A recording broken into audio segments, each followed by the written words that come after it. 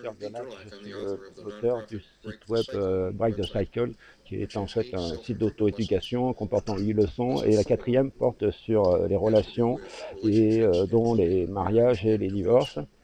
J'ai été un psychothérapeute professionnel pendant 31 ans, et j'ai fait pas mal de recherches, j'ai appris beaucoup auprès d'un millier de clients à peu près. Ce que je vais vous dire va peut-être vous surprendre. Je vais casser un mythe qui est bien répandu parmi la population. Je vais parler du syndrome de la mère malicieuse. Dans le contexte d'un divorce, les parents ayant un jeune enfant, un des deux parents, en général le père, prétend que son ancienne épouse empoisonne le mental de l'enfant. Il y a beaucoup de variations sur le thème.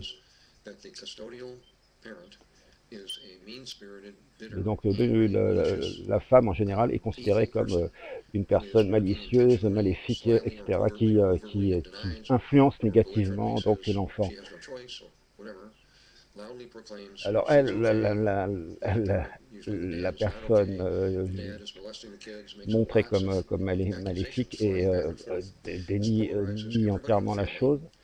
Elle dit qu'elle est normale, qu'elle se comporte normalement, et s'ajoutent à cela des problèmes des combats en justice pour avoir la garde de l'enfant, ou d'autres problèmes d'argent, etc.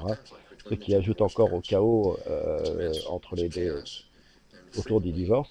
Et les gens qui essayent de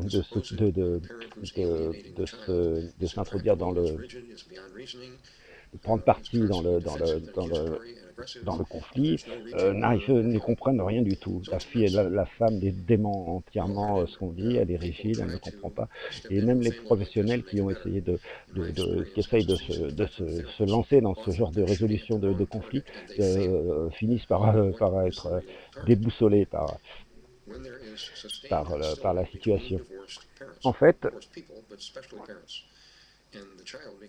lors d'un divorce, si l'enfant devient un enjeu et une arme entre les deux parents, mais en réalité, ce qui se passe, c'est qu'on s'attaque à la mauvaise cible. On pense le vrai problème est en fait la vraie cause du problème est le fait que les deux parents sont de vieilles enfants blessés. Ils ont des blessures psychologiques, souvent basées sur la honte et la culpabilité, et qu'ils ont reçues souvent de leurs propres parents. Et ils ne savent pas comment résoudre les problèmes de communication, et ils passent leur temps à accuser, au lieu d'arriver à communiquer réellement sur le vrai problème. Et le point de cette vidéo est, si vous êtes dans une telle situation, si vous essayez d'aider quelqu'un dans cette situation, mais ne vous concentrez pas sur l'hostilité entre les parents, mais cherchez en dessous de la surface. Le vrai problème est que ce sont des blessures psychologiques et l'impossibilité de communiquer chez les parents.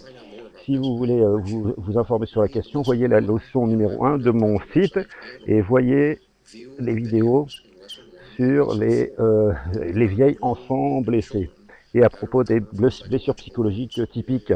Ensuite, étudiez la leçon numéro 2, qui vous aidera à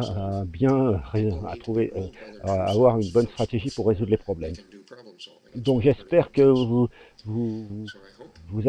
étudierez la question en étudiant les vidéos que je vous propose. Et donc ne sert à rien de se polariser sur le conflit entre les parties.